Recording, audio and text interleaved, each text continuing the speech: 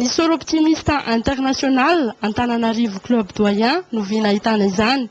Lela volatra ny amin'ny 5 tapitrisa ariary no lany tamin'ny fanamboarana ary ny orinasa Razavindrambo no tompon'antoka tamin'ny fanatanterahana ny foto-drafitr'asa. Ny fahazarana rano fisotro madio zany dia fomba atao hoe aina velona anankiray ho an'Afrika amin'ny alalan'ny fahasalamana satria hatramin'izay zay dia rano fisoana zany tonay ka zay no fahasoavan-dehibe.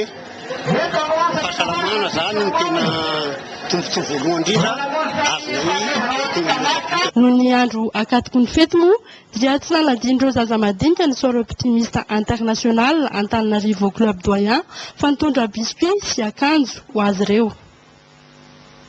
Fandeha iverenantsika kely ny sehatry ny politika vonina handray anjara amin'ny fifidianana ben'ny tanàna manko ireo mpikambana rehetra ao amin'ny fikambanany ben'ny tanàna eto Madagasikara na ny AMM izany. Nanao izay fanatetina izay io Prazana Jatovo sy Lanto Rabemananjara. Araka ny efa fantatra dia niembotra ny fifidianana ben'ny tanàna atao eto amintsika. Nanambara ny mpikambana anivon'ny fikambanany ben'ny tanàna eto Madagasikara na ny AMM fa vonina handray anjara amin'izany ry zareo. Rehefa aorian'ny 30 avril zany na volaninno na volaninona vonina ny AMM handray anjara ary satsehatra amin'ny fifidianana ben'ny tanàna. Etsy andaniny fanirian'izy ireo ny mba amoahana ny filohan'ny fikambanana. Fa hatramin'izay dia ny ben'ny tanàna sy ny mpanolontsaina trano no nomena fiofanana amin'izao fotoana izao ary dia nanapa-kevitra ny teo anivony ny 5 tamafa omena fiofanana ihany koa ireo sekretera eny anivony ireny komina ireny mbola io Prazana Jatovo sy Lanto Rabemananjara trano no mitatitra ny andindinika. Tapa-kevitra ny 5 tamafa ny sekretera anivon'ireo komina mpikambana ao aminy indray no omena fiofanana hampirindra ny asa tahaka ny taratasy pitantanana rehetra. Hitovy fijery fifanakalozana traikefa ho matianina amin'ny asa sahaniny.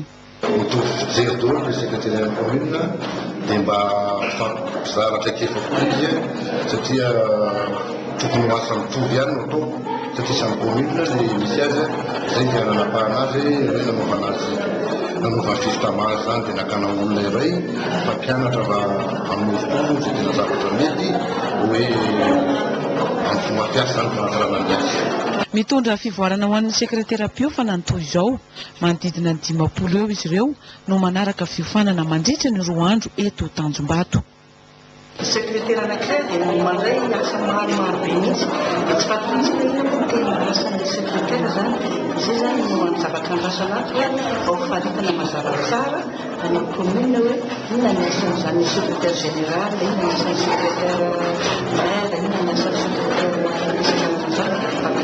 samba no nisy fiofanana ho an'ny sekretera ezahana ny fitohizany. Fa nampahafantarina tetsy amin'ny ENS ampy filoha ny mahazava-dehibe ifampiasana ny fizika amin'ny fiainantsika amin'izao fotoana izao indrindra manoloana ny fampisoana ivonjy Jocelyn sy Joemera Ambelson. Tapa-kevitra ny 5 tamafa ny sekretera anivon'ireo komina.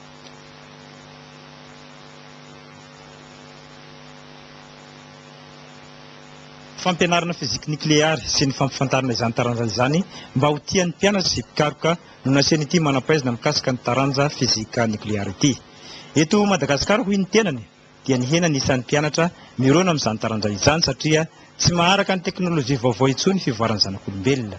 Nambarany teto fa internet vokatry ny fikaroana amin'ny alalan'ny fizika fa tsy avy amin'ny informatika izay fitaovana iray amin'ny alalan'ny fifandraisana izay iainana amin'izao fotoana izao.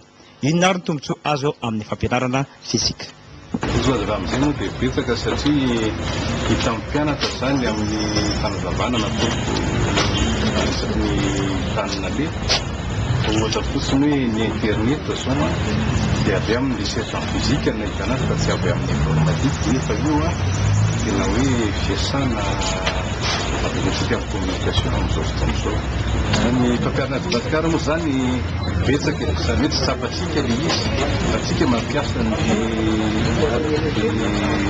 vokatry recherche daholo na reny appareil numérique ampiasanareo reny dia vokatra avy amin'ny recherche ny fizika daholo ny tsika zao mazika hoe elektronika nefa toa ny mampisehoanareo hoe fa misy ady atao hoe million ohatra hoe mionika indray zao no besan'olona na hoe tionika satria ano zany zavatra molatsikatsika fa tsika maloha amin'ny électron foana zany no mahavalilantsika nefa betsaka ny zavatra mbola hoe sahanatsika zanak'olombelona zany. Ankoatry ny fitaovana elektronika sy ny numerika fampiasa amin'izao vaninandro izao dia efa misy ihany koa ny fitaovana neotika sy teonika izay vokatra ny fikarohana ataony manam-pahaizana mikasika ny taranja fizika. Fa isan'ny manana ny toerana eo amin'ny tantaram-pirenena i Ambohitrimanjaka satria dia izy no toerana namaky sy ahatra izay amin'ny resaka vary sy ny ireo vokatra ara-pambolena maro samihafa izany. Nanao fanadihadiana teny an-toerana Repriska Rakotondrasana sy Naina Rakotondrafara. Tanànana Andriny Ambohitrimanjaka isan'ny nanorenana andrenam-ponimerina fefilo maro isan-karazany satria andalovany kopa eny avaratra ary sisony etsy atsimo. Andriamanjaka tokana no ny fianam-Ambohitrimanjaka nametrahany olona valimiana-data eto Amprika. Mpiandry rano no ny antsoina azy ireo satria rehefa tondraka ny rano sisony dia mamaky fefilo indraindray. Fambolem-bary sy voliavitra madinika no tena iveloman'ny mponina eto ka natahorana mafy ny fiakaran-drano. Izay raha teo no nahatonga ny anarana hoe Amprika tsy maintsy aparitaka mianatsimo rano rehefa voatany. Taty aoriana ary dia nanangana vala tsabo 3 metatra ny ahavony ary 10 metatra ny habeany ny mponina Ambohitrimanjaka mba hiarovana ny voly tsy ho difotra. Hita taratra koa fa tanàna te-Androzy Amprika efa nahazo sekoly fanabeazana fototra izy ankehitriny. Misy mponina 300 ary manana mpifidy 900. Nitsinjo ny mpanjifa ny sikam amin'izao ankatoky ny fetin'ny Noely sy ny fetin'ny faran'ny taona izao araka ity tatitra etin'ny Juin Rambelson ity. Ny groupe sikam zany dia manolotra zavatra maromaro ho an'ny mpanjifa amin'izao faran'ny taona izao misy asokasokajina hoe anankitelo. Ny voalohany ny pièce d'origine ho an'ny marque izay représentenay zany dia atolotra io promotion fihenam-bidy lehibe dia lehibe tokoa amin'izao faran'ny taona izao. Ny faharoa resaka accessoire. Ny accessoire indray dia ny toute marque na ny représentenay na ny marque rehetrarehetra koatra ny anay zany dia manana be lehibe tokoa izahay izay misy fihenam-bidy mazava ho azy fa misy fihenam-bidy lehibe tokoa. Ny fahatelo izay natokana indrindra ho an'ny transporteur professionnel zany hoe ireo taximan rehetra zany manana pièce-na 404 ao misy na inty izy 4L sy 2 chevaux mahazo tongona reo fa betsaka ny pièce nataonay ho anareo amin'ny vita mirary. Ankapobeny firy pourcent zany ny fihenam-bidy? Ny fihenam-bidy misy mahatratra hatrany amin'ny 80%. Minimum zany 25%. Ny sehatra ny kolotsaina kosa no amarana antsika ny fotoana manam-baovao mankory zareo solo mialada izay mpanakanto avy any Ambatondrazaka any izay fantatry ny rehetra amin'ilay hira hoe zanaka piosika leo arahantsika avy hatrany fanadihadiana nataon'ny Liliana Andremblola.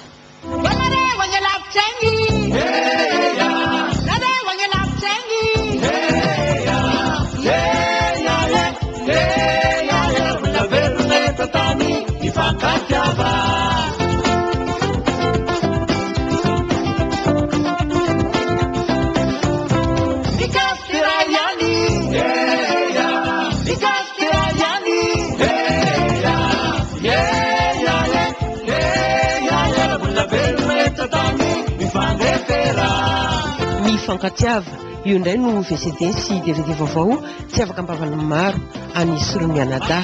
Ny tarika Soromianada izay tsy tia eny loatra tao aorian'ny VCD miantsosika tamin'ny taona 2004 dia mbola mijoro tokoa amin'izao fotoana izao. Tamin'ity taona ity zao ny 20 taona ny tarika ka nitomboka tany Vatomandry tamin'ny voalohan'ny taona.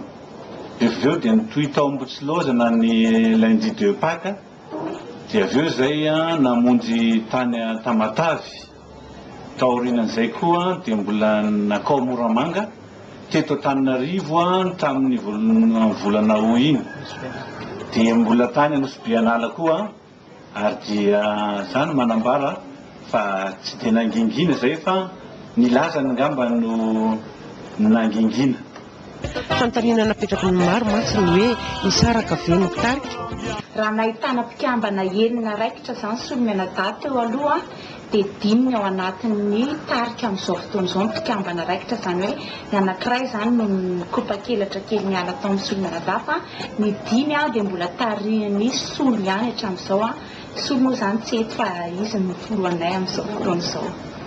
Maro tokoa araka izany ny fandaharam-potoana ny tarika Solomianadahy ao anatin'izao fety ny faran'ny taona izao. Ty faran'ny taona ty izay voaka voalohany any ampitan-dranomasina tondra ny lohateny hoe mifankatiava isika malagasy. Ny 17 volana desambra izao moa izy ireo no hanainga ho an'ny Paris.